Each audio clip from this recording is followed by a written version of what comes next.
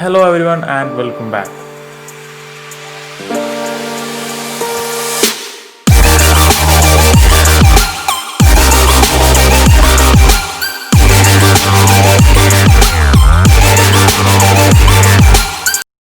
So once again welcome Anas here. Logo with a hidden meaning എന്ന സീരീസിലെ part 2 video ആണിത്.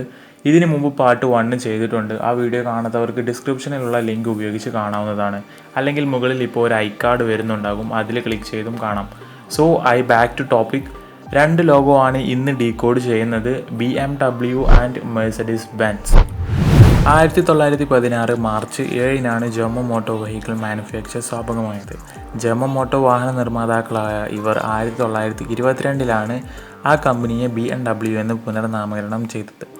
BMWവിൻ്റെ ആദ്യ ഉൽപ്പന്നം എന്ന് പറയുന്നത് സ്ട്രൈറ്റ് 6 എയർക്രാഫ്റ്റ് എഞ്ചിനായിരുന്നു.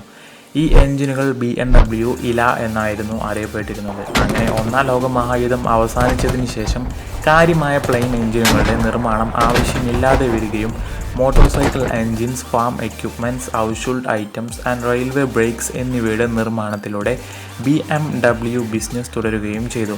അങ്ങനെ 1923 BMW തങ്ങളുടെ ആദ്യ വെഹിക്കിൾ പുറത്തിറക്കി. BMW R32 മോട്ടോർ സൈക്കിളായിരുന്നു അത്.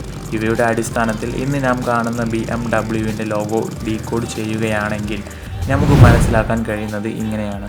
BMWവിൻ്റെ തുടക്കം എന്ന് പറയുന്നത് പ്ലെയിൻ എഞ്ചിനുകളുടെ നിർമ്മാണത്തിലൂടെയാണ് എന്ന് നമ്മൾ പറഞ്ഞല്ലോ. സോ ആ ലോഗോയുടെ നടുവിൽ കാണുന്ന 4 sections they represented A spinning propeller. ആദ്യകാലങ്ങളിൽ ഇവർ എഞ്ചിനുകളുടെ നിർമ്മാണത്തിലൂടെ ബിസിനസ് ആരംഭിച്ചു. എഞ്ചിനുകൾ പ്ലെയിനിന് വേണ്ടിയാണ് നിർമ്മിച്ചിരുന്നത്. പ്ലെയിനിലെ ഒരു പ്രധാന ഭാഗമാണ് അവയുടെ പ്രൊപ്പല്ലറുകൾ. So they used a hidden spinning propeller in the logo. BMW എന്ന കമ്പനിയുടെ തുടക്കം എങ്ങനെയായിരുന്നു എന്നാണ് ഇന്നത്തെ BMW ലോഗോയിൽ നിന്ന് ഡീകോഡ് ചെയ്ത് മനസ്സിലാക്കാൻ കഴിയുന്നത്. ബെൻസിൻ്റെ ലോഗോ ഡീകോഡ് ചെയ്യുമ്പോൾ കൂടുതലായും ഒന്നും തന്നെ മനസ്സിലാക്കാൻ കഴിയുന്നില്ലെങ്കിലും 3 ലൈൻസ് ഉള്ള ഒരു ട്രൈ സ്റ്റാർ ആണ് ബെൻസിൻ്റെ ലോഗോ. ആയതിനാൽ ഈ ലോഗോയെക്കുറിച്ച് കമ്പനി വ്യക്തമാക്കുന്നത് ഇങ്ങനെയാണ്. മെഴ്സഡീസ് ബെൻസ് ലോഗോയിലെ 3 പോയിന്റ് സ്റ്റാർ കര, കടൽ, വായു എന്നിവയിൽ ആധിപത്യം പുലർത്തുന്ന മോട്ടോറൈസേഷനിലേക്കുള്ള വാഹന നിർമ്മാതാക്കളെ പ്രതിനിധീകരിക്കുന്നു.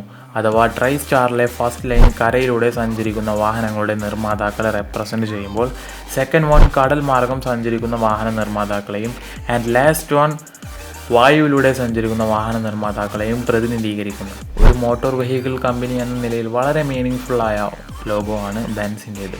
ബിക്കോസ് നമുക്ക് ഭൂമിയിലൂടെ സഞ്ചരിക്കാൻ 3 ഓപ്ഷനാണുള്ളത്. ഒരു വെഹിക്കിൾ കമ്പനി ഇതുമായി എത്രത്തോളം ബന്ധപ്പെട്ട് കിടക്കുന്നു എന്ന് ലോഗോ പറയാതെ പറയുന്നു. I think you got it. ഇനിയും ലോഗോസ് ഉൾപ്പെടുത്തി പാർട്ട് 3 വീഡിയോ വരുന്നതായിരിക്കും. So thank you every one. Stay tuned for more.